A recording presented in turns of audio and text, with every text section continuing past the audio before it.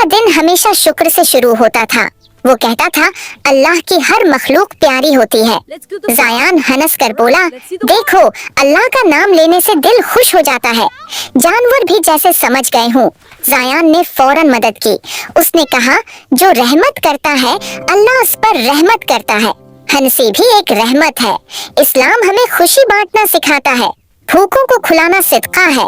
जायान ये बात कभी नहीं भूलता था। अल्लाह का घर हमेशा सुकून देता है। जायान का दिल भी सुकून से भर गया।